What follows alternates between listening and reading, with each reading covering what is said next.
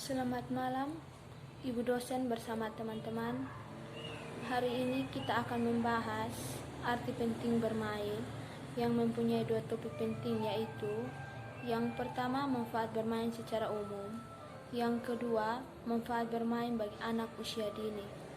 Kita akan mulai membahas yang pertama atau A, manfaat bermain secara umum. Secara umum, bermain memiliki manfaat setidak-tidaknya manfaat fisik dan rekreasi. Secara fisik, bermain dipandang sebagai aktivitas menggerakkan badan. Bermain dianggap memiliki manfaat kenikmatan, kesenangan, relaksasi, pelepasan energi, pengurangan ketenagaan, serta ekspresi diri. Bermain juga dapat dimanfaatkan sebagai sarana mendidik anak. Seperti yang kita ketahui, banyak orang dewasa yang bermain bersama anak bukan karena kelebihan waktu, tetapi lebih karena ingin mendidik anak. Menurut Sigmund Freud, pada tahun 1958, bermain juga bermanfaat sebagai terapi. Anak-anak yang bermain adalah anak-anak yang sehat. Mereka memanjat, berlari, melompat, meloncat, berteriak kegirangan, berjongkok, atau berpegang kuat. Saat bermain, anak-anak memiliki kesempatan untuk menguji ketahanan fisik. Mereka melatih otot-otot tangan, menghasilkan gerakan-gerakan baru, dan menyelesaikan tantangan fisik yang baru. Hal ini menunjukkan bahwa bermain membawa manfaat bagi fisik motorik. Bermain itu aktif. Bahkan saat anak sendiri, mereka berbicara sendiri, mengendalikan boneka sebagai anak atau pasiennya. Ketika bermain bersama teman, anak juga menjalin komunikasi. Demikian halnya dengan kita orang dewasa. Saat bermain catur di pos ronda, misalnya kita membuat pernyataan, melempar cerita, memberikan persetujuan, dan membuat kesepakatan.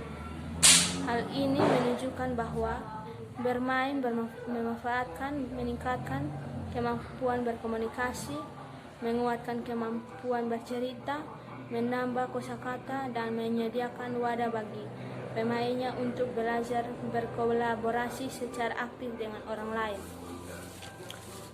Yang kedua atau B, manfaat bermain bagi anak usia dini. Bermain merupakan faktor yang paling berpengaruh dalam periode pengembangan diri anak, meliputi dunia fisik, sosial, dan sistem komunikasi. Bermain berkaitan erat dengan pertumbuhan anak.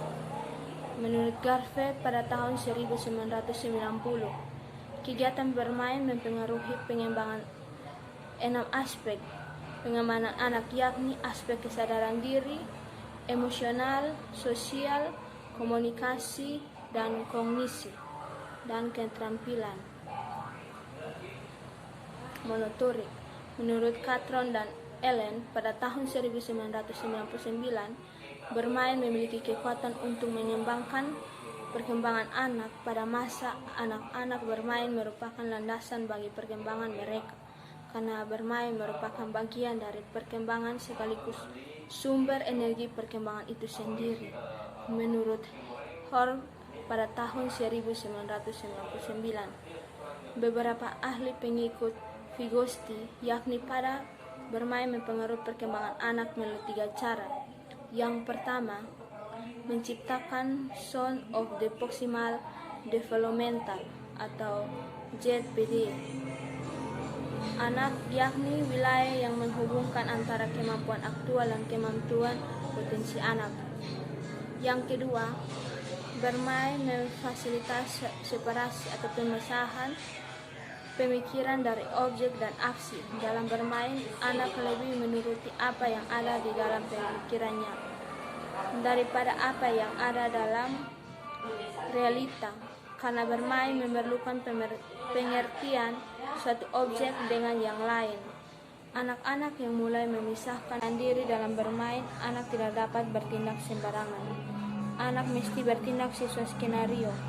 Anak yang bertindak sebagai bayi, misalnya harus meniru tangisan bayi dan berhenti ketika sang ayah memujukkan kegiatan menangis ini, merupakan tingkah laku yang sengaja menggunakan fungsi mental yang lebih tinggi.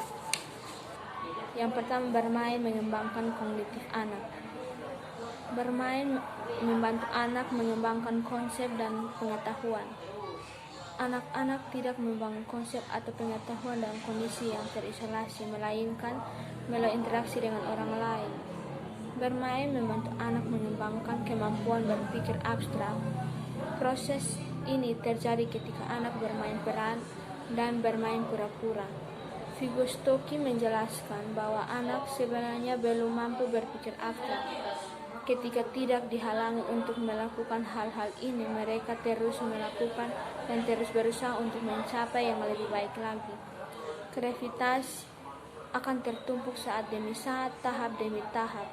Dilihat juga The Hurt pada tahun 1991. Einstein sebagai Dietrich Hudson pada tahun 1973 memiliki keyakinan bahwa permainan kombinasi menjadi bagian penting dari pemikiran kreatif anak. Yang kedua, bermain mengembangkan kesadaran diri. Bermain mengembangkan kemampuan bantu diri atau self-help. Melalui bermain, anak menemukan pengembangan meniru dan mempraktik rutinitas hidup sehari-hari. Yang ketiga, mengembangkan sosial emosional anak. Bermain membantu anak mengembangkan kemampuan mengorganisasi dan menyelesaikan masalah. Menurut Carlton dan Ellen pada tahun 1999, anak menemukan pengalaman baru, memanipulasi tentang dunia. Bermain menyediakan karangan bagi anak untuk mengembangkan pengetahuan tentang diri mereka sendiri, orang lain, dan lingkungannya. Bermain meningkatkan kompetensi sosial anak. Menurut Carlton dan Ellen pada tahun 1991, bermain mendukung perkembangan sosial dalam hal-hal berikut. Yang pertama, A. Interaksi sosial, B. Kerjasama, C. Menghemat sumber daya, D. Peduli terhadap orang lain. Yang keempat, bermain mengembangkan motorik anak. Bermain membantu anak mengontrol gerak motorik kasar. Pada saat bermain, mereka akan mempraktik semua gerakan motorik kasar seperti berlari, meloncat, dan melompat. Yang kelima, bermain mengembangkan bahasa anak. Bermain membantu anak meningkatkan kemampuan berkomunikasi. Bermain menyediakan ruang dan waktu bagi anak untuk berinteraksi dengan orang lain. Mereka saling berbicara, mengeluarkan pendapat, bernegosiasi, dan menemukan jalan tengah bagi setiap persoalan yang muncul. Sekian dan terima kasih.